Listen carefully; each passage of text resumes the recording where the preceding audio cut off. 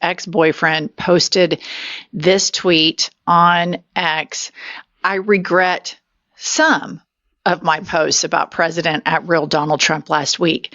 They went too far.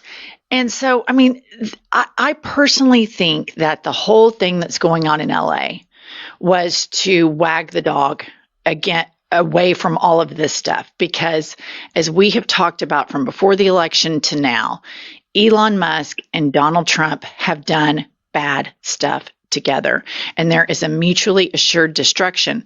Trump flexing his arm with the military and going full authoritarian, and Elon sitting on the sidelines now and not sleeping at the White House with his ex-boyfriend, I'm sure is somewhat terrifying for him, especially if you're on drugs all the time. You're paranoid, delusional.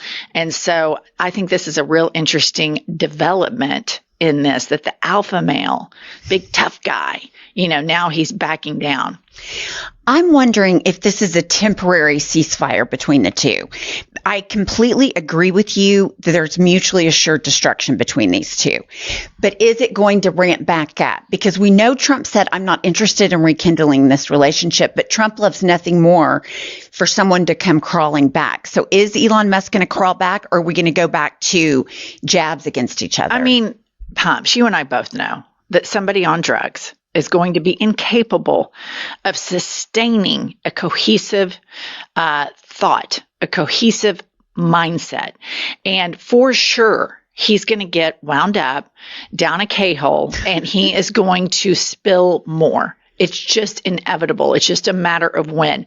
But it will happen. And if he doesn't do it personally, he will have his little minions, his technological minions, leak this and somehow, it be untraceable to whatever Twitter account it is, because there's just no way that these two really sick narcissists are going to be able to have a ceasefire.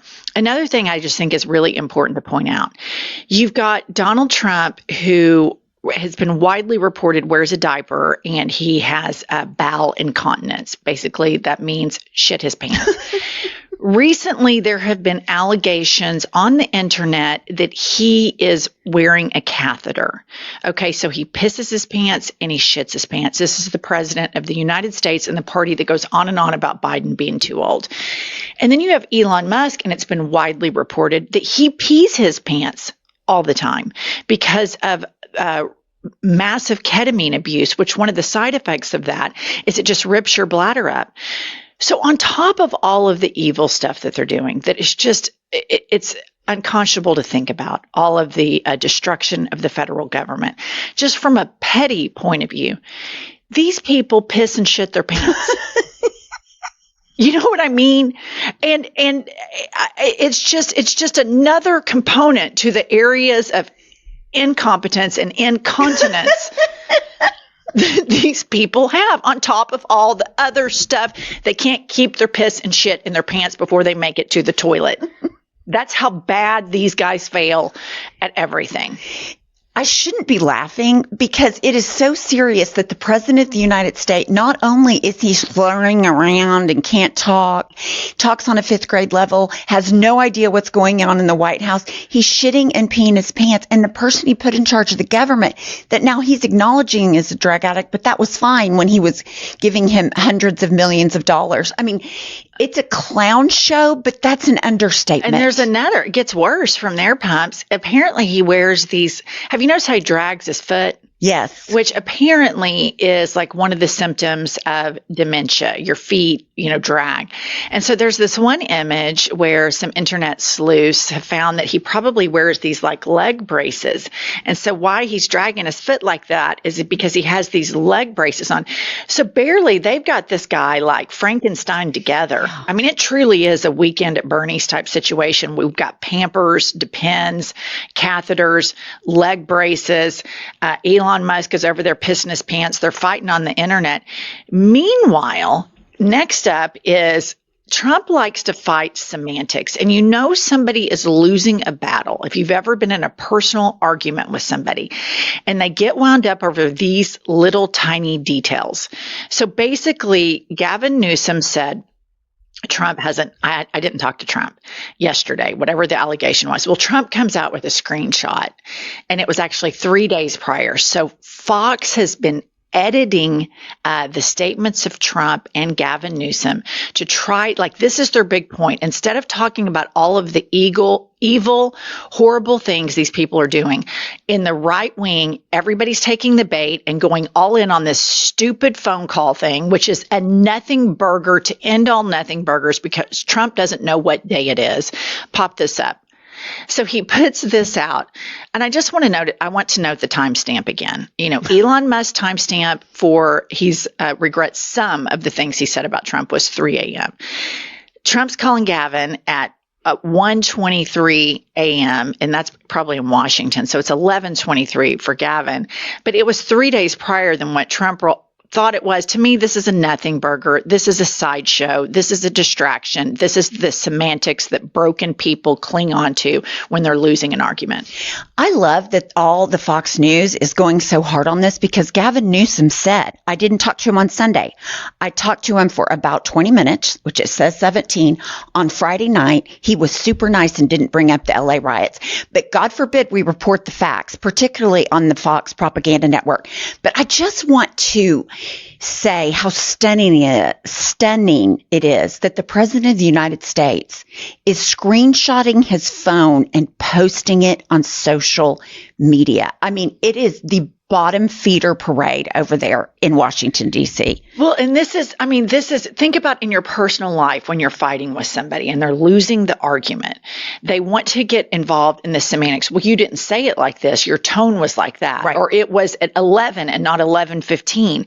These are the signs that somebody is losing an argument because Trump and his sycophants picked a fight with a guy who, no question, has had some flaws. Gavin Newsom has. But he's putting on a master class right now as to how to take on Trump immediately. Immediately start calling him out, calling them liars, the attack on democracy, telling everybody exactly what they're saying. And Chuck Schumer and Hakeem Jeffries should sit and take notes because the American public is so desperate for somebody in a leadership position to fight for our country. The reason that all of this stuff is going on in Los Angeles is because they are doing evil stuff. When you see provocative actions where they are ripping mothers away from their children, and when normal, decent people with moral compass see injustice, they stand up and they fight for it. And that's what's going on in LA. People are fighting against injustice. Fox News wants to show you a couple of bad actors, and this happens in every protest everywhere in the history of everything. You always have peaceful protests where people are standing up against injustice because they're decent, good people. And there's about 5 people that go off the rails. Well, Fox News is just myopically focusing on those 5 when the rest of them are literally chanting, fighting for humanity, fighting for the United States of America, fighting against fascism. And this is the fight of our lives right now. Every other generation before us in the United States has risen and fought this off. And our generation and the generation above us and below us all need to band together because this is serious. This is as serious as it gets.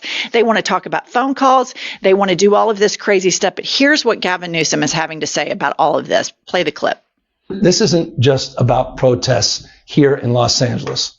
When Donald Trump sought blanket authority to commandeer the National Guard, he made that order apply to every state in this nation.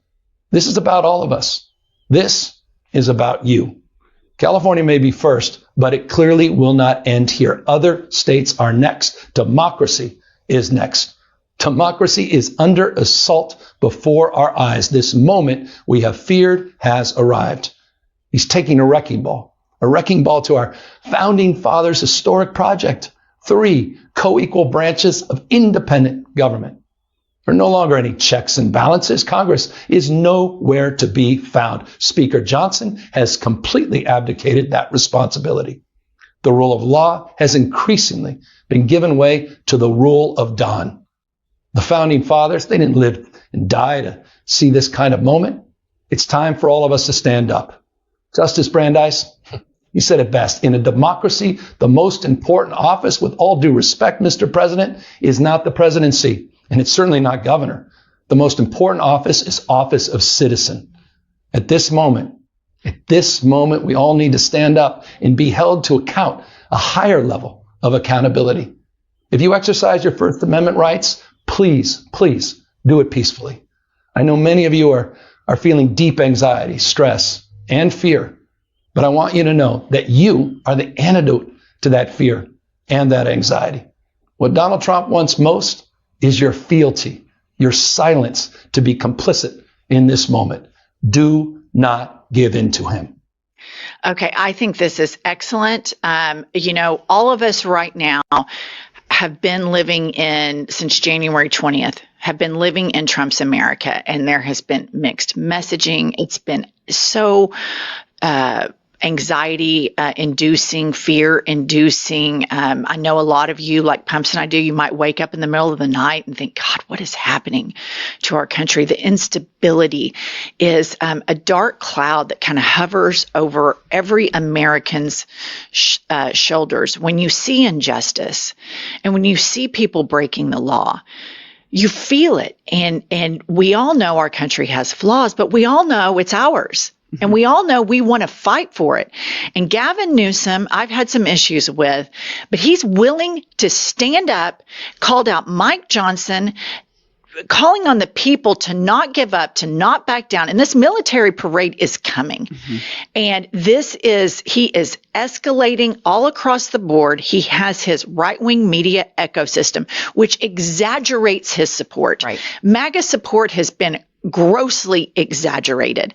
You don't see the numbers at Trump rallies, and he has to have, the military that's all been hand selected and curated to cheer for him in speeches. You don't see tens of thousands of people go march for him.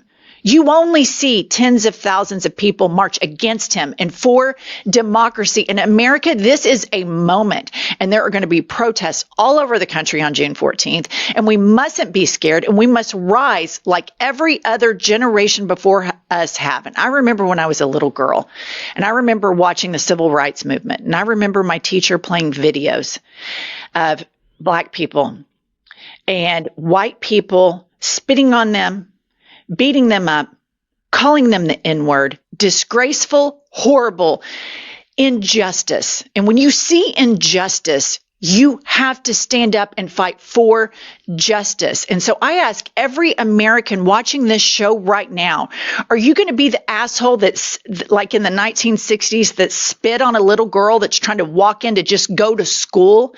Are you going to be the person that's so triggered by that? Are you the person that's so triggered by the fact that maybe a few million people live here peacefully, work hard, pay into taxes, don't get Social Security, don't get Medicare? Are you going to be so triggered by that because you hate people with brown skin so much?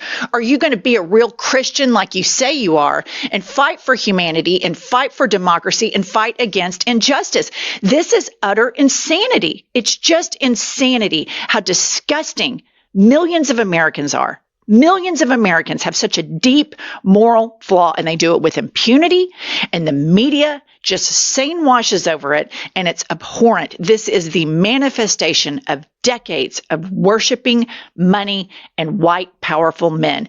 And it has all come to a conclusion with Donald Trump. And not only do we need to get him out of office, but we need to fix the moral fabric of this country because it is so deeply flawed.